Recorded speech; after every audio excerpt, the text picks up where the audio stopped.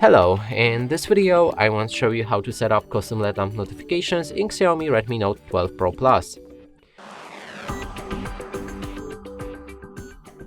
To do this, you'll need to open a Google Play Store and find an app called NotifyBuddy.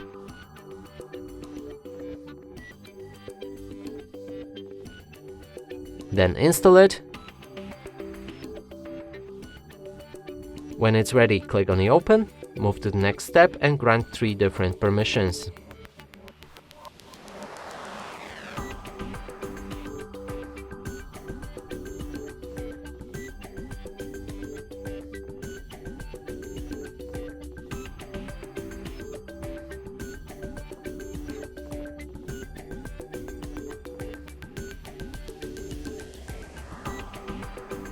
And last right here is battery optimization, which is optional to disable.